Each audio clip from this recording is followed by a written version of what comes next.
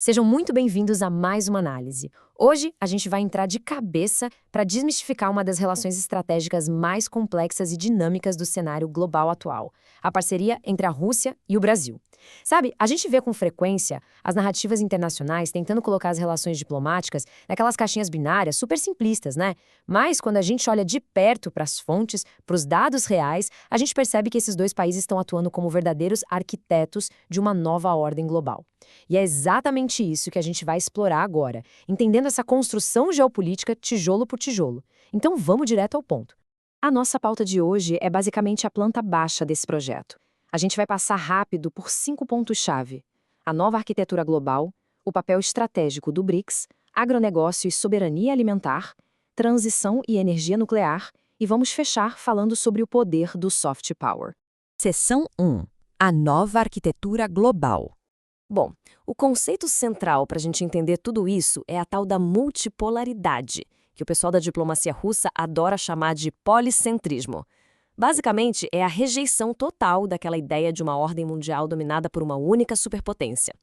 E para ficar mais fácil de visualizar, vamos usar uma analogia bem simples de arquitetura urbana.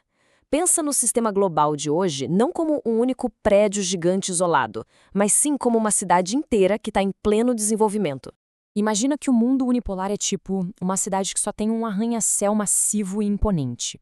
Se alguém quiser fazer negócio, arrumar financiamento ou tomar uma decisão importante, é obrigado a entrar nesse único prédio e seguir as regras de quem manda lá dentro.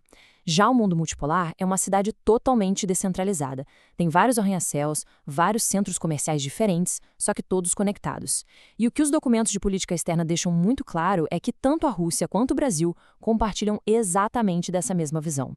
Os dois querem construir e fortalecer seus próprios arranha-céus para poder operar com autonomia, sem ficar dependendo só das estruturas de poder lá do Ocidente. Seção 2. O papel estratégico do BRICS. Olha só, para a gente entender as bases do que está rolando hoje, a gente tem que voltar rapidinho lá para os anos 90, na famosa doutrina Primakov. Foi ela que estabeleceu os pilares da política externa russa de buscar ativamente essa distribuição plural de poder. Em vez de focar só naquele eixo euro-atlântico, a Rússia começou a adotar uma diplomacia de vários vetores, sabe? Espalhando laços pela Ásia, África e América Latina. E o Brasil, que na mesma época estava consolidando a própria economia e buscando mais espaço no mundo, acabou encontrando em Moscou um parceiro que estava olhando exatamente para o mesmo horizonte. E o resultado institucional disso é muito nítido. De um lado, a gente tem aquele arranha-céu tradicional do Ocidente, o G7, a OTAN, o FMI e o Banco Mundial. Do outro, a gente vê a construção de novos centros comerciais multipolares. O Grupo BRICS e instituições tipo o Novo Banco de Desenvolvimento funcionam como plataformas paralelas de negociação e de dinheiro mesmo. A sacada estratégica aqui é criar espaços políticos que sejam blindados, totalmente isolados da pressão e das sanções econômicas ocidentais. É tipo criar um sistema de amortecimento que dá para os países emergentes alternativas reais de escolha. Seção 3. Agronegócio e soberania alimentar. 30. Parece loucura, mas já faz pelo menos uns 30 anos que Brasil e Rússia estão tecendo, sem parar, uma rede super densa de parcerias tecnológicas e comerciais. Não é aquela aliança de momento feita só de discurso bonito, sabe? É uma interdependência real construída na miúda ao longo de 3 décadas inteiras. E o coração dessa relação é super pragmático. Para o Brasil conseguir garantir o que a gente chama de soberania alimentar e manter aquelas safras gigantescas de soja, milho e algodão, a matemática é dura. Os tratores e as plantações dependem absurdamente de insumos que vêm de fora. A Rússia tem a capacidade de fornecer, mesmo tomando sanção de tudo que é lado, o volume colossal de fertilizante e o diesel que nosso agronegócio precisa para bater recorde todo santo ano. Então, a gente está falando de uma relação estrutural de suprimento que passa por cima de qualquer polarização política. É pura e simples necessidade econômica. Seção 4. Transição e energia nuclear. Aqui a gente esbarra num paradoxo que é, no mínimo, fascinante. Como é que uma potência que tem a economia totalmente pendurada na exportação de petróleo, gás natural e diesel tenta liderar o futuro da energia limpa? A resposta deles é bem direta. Se as regras do jogo estão mudando para a economia verde, o Kremlin com certeza não quer ficar no banco de reservas. Eles querem ditar o debate, fornecer a tecnologia e manter aquela influência pesada que eles sempre tiveram na infraestrutura energética global. E a prova disso são os acordos recentes com a agência russa Rosatom. Eles cobrem pesquisa em região polar, biodiversidade e o grande pulo do gato, os pequenos reatores modulares, os famosos SMRs.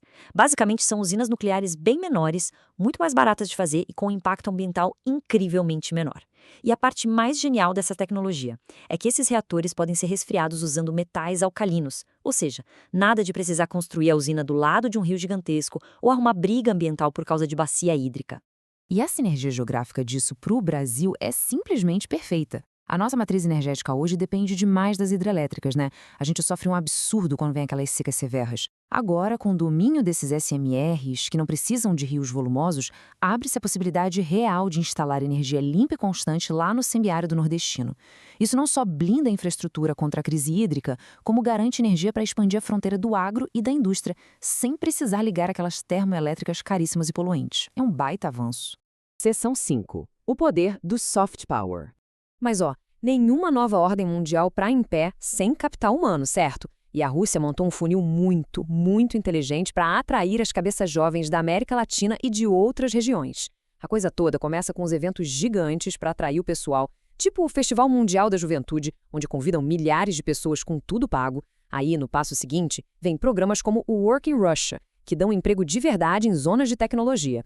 E no topo desse funil, tem os grupos de elite e fundações, tipo o Clube de Gória, que dão grana solta para formar novos acadêmicos e analistas políticos, incentivando uma visão de mundo que não seja a mesma ditada por Washington ou Bruxelas. 300. Só para a gente dimensionar o tamanho dessa jogada. No recente Festival Mundial da Juventude, 300 jovens brasileiros participaram ativamente. E isso do lado de delegações gigantes, com 800 pessoas da China e umas 500 da Índia. A grande sacada dessas bolsas não é fazer diplomacia clássica, é mostrar um país forte que te acolhe, gerando aquele sentimento de gratidão em pessoas que, sei lá, daqui a umas décadas podem virar ministros, pesquisadores de ponta ou até presidentes nos seus próprios países.